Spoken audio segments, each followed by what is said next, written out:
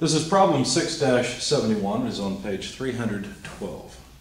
Determine the force P needed to support the 100-pound weight. Each pulley has a weight of 10 pounds. Also, what are the chord reactions at A and B? In other words, what's the tension in the rope? There are only two ropes in this problem, and they'd like to know the tension in both.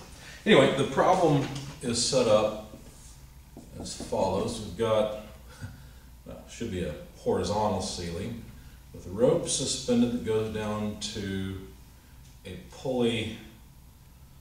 Now it's kind of confusing because the weight is connected off of this pulley. So there's a 100-pound load at the center of this pulley, but there's another rope that extends from the center of this pulley up over a pulley that is also connected to the ceiling.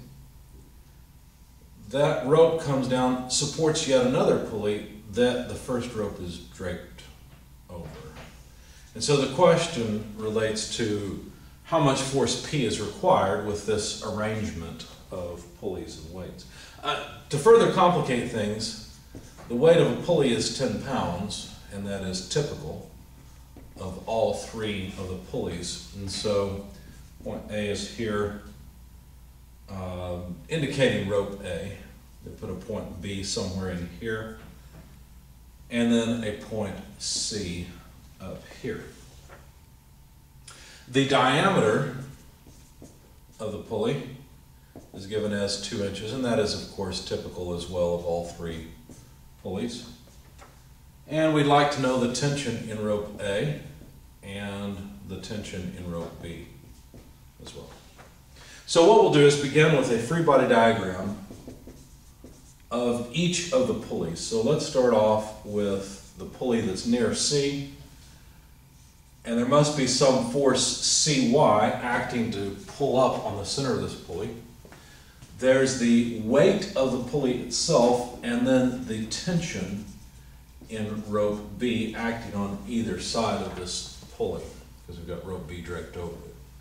So I'll call this free body diagram 2, because I really started with this pulley, then went to that one, and then to the next, moving from left to right. So, but to arrange them so that they are arranged as in the picture, I set them up this way. So we've got tension in rope A, because of course this pulley has a different rope wrapped around it. But then what pulls up on its center is simply the tension in rope B, because of course this point connects up here. And then of course there's the weight of the pulley plus the load. So I just put W plus WP. So this would be our weight, W. And then the last, oh, this is free body diagram number 1. The last free body diagram is the final pulley. Let me move it up just a little bit. Should have moved this one down, but oh well. Now this particular pulley has tension B in the center, because notice that rope B wraps around and connects to the center of that pulley. And then we've got rope A draped over either side. And what we see immediately is that the pulling force P is equal to the tension in A. So if we find the pulling force, we will have found the tension in rope A. And that makes sense because it's all one continuous rope. Since this is static, now if this was dynamic, if there was motion, then all bets would be off a bit. But for now, this is fine. This is just static. So then the weight of the pulley is the last force acting on free body diagram number 3. So there are the 3 free body diagrams that I wish to consider. The first thing we learned from free body diagram 3 is, of course, that the tension in rope A is equal to the pulling force P.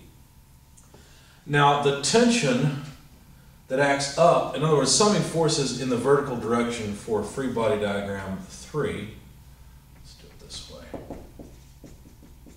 What would we get? Well, we'd get the tension in rope B minus the tension in A minus P minus the weight of the pulley equals 0.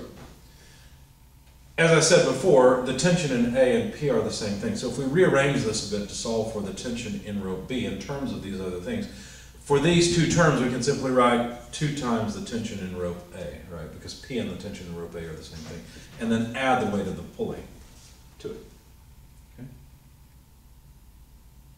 Or we could replace the tension in rope A with pulling force P if we like. It really doesn't matter.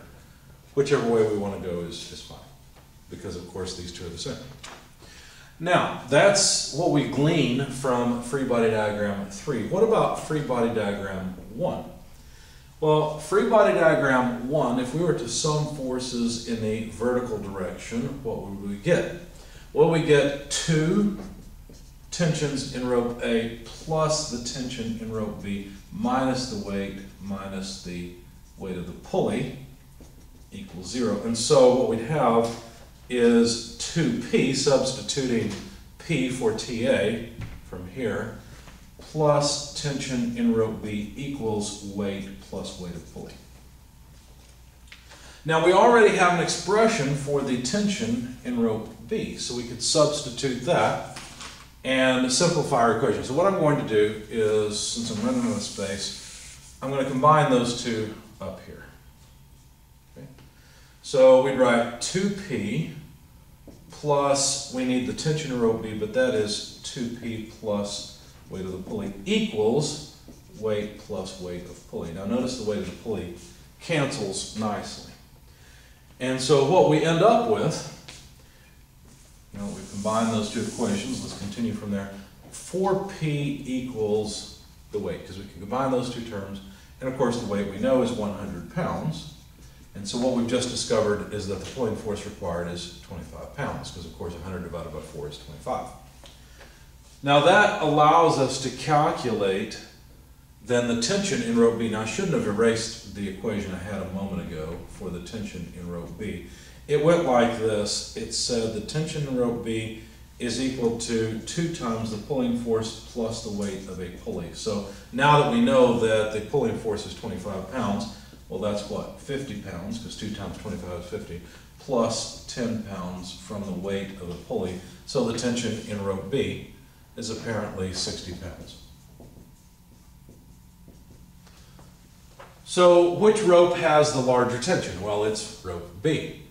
Interestingly enough, neither rope has the full 100-pound load in it, so the rating on the rope could technically be less than the load itself. I'm sure there are codes and things that would prevent that, but according to the math, the tension requirement in the ropes is less than the load. How is that possible? It's possible because multiple ropes take the load. Multiple ropes support the load. So there's the solution to the question.